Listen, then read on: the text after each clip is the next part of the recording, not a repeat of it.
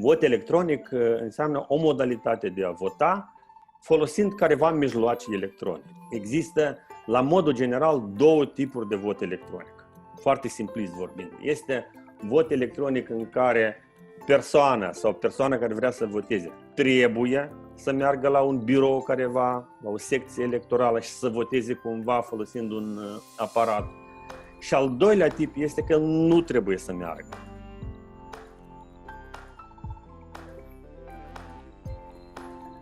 Am aflat noi ca fundație în ultimii 5 ani, vorbind cu diversi specialiști și guvernamentali și din mediul privat din Estonia, este că primul pas de a ajunge, să zicem, de a face digitalizare, de a ajunge până să avem, să zicem, vot electronic sau vot pe internet, este de a avea o decizie politică.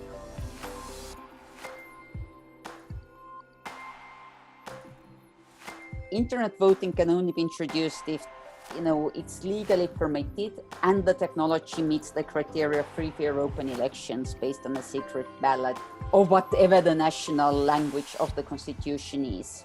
I think a great way to pilot electronic voting is actually through non-binding elections.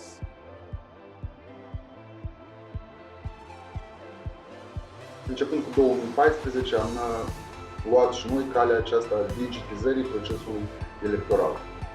Fapt care ne-a permis crearea registrului alegătorilor, un sistem care ne permite automatizarea procesului generarea listelor electorale și care este o primă platformă sau o premiză, una din cele mai importante premize pentru automatizarea oricăror procese electorale, se referă la orice țară. Avem portaluri care permit în regim real transmiterea rezultatelor și ale acestora pe pagini în spațiul public.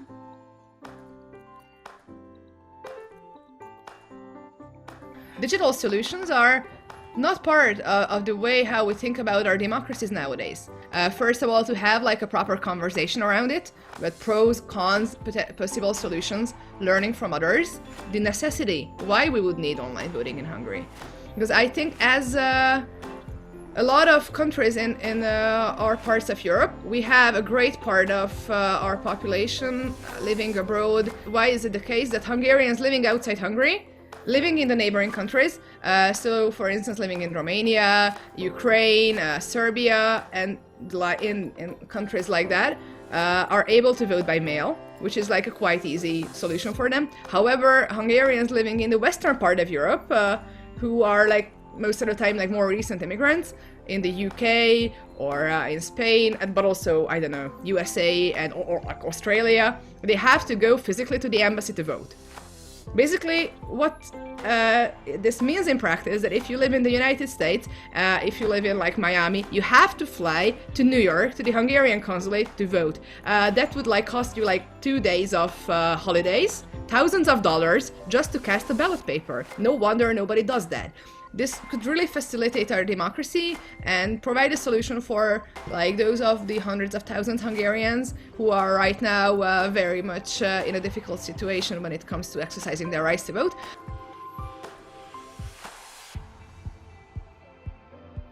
One of the basic or the most important prerequisites was the introduction of ID card that Estonia started to issue already in 2002. So it is an identity document that you can use to authenticate yourself and to give digital signatures over internet. So it provided us with the means to use this for internet voting as well. And in Estonia, the ID card is compulsory, so almost everybody has this by now.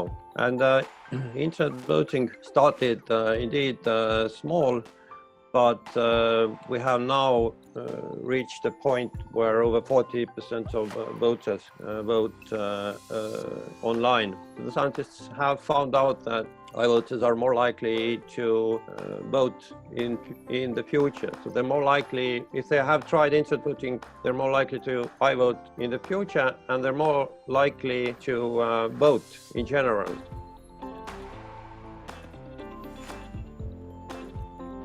Actually, in Estonia, of course, we have been doing all, or let's say most, 98% of services across the internet, which means that it's quite convenient during social distancing time to do anything from your home. We are used to that anyways. We don't need government telling us to social distance ourselves. We are not going to municipal offices or government offices anyways for any kind of services. So just keep in mind that voting is just in a way top of an iceberg, and voting can be taken digital only if you use other digital services as well, because people won't start using digital identity only if you need it like a couple of times every 4 years. So that's an important argument to be made.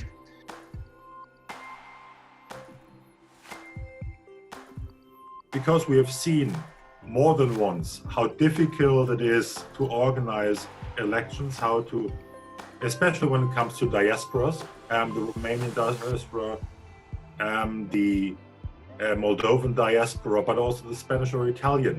And if you have the largest European diaspora, it is important that these people, the voices of these people, are heard, because there is a reciprocity, there's a coming back and forth of ideas.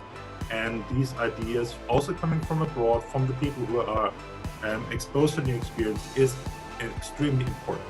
Internet voting, e-voting, i-voting, however you want to call it, might be an interesting step to increase the acceptance, but also increase the participation in the political process, especially if you look at the low turnout numbers when it comes to European elections, and partly also when it comes to local elections.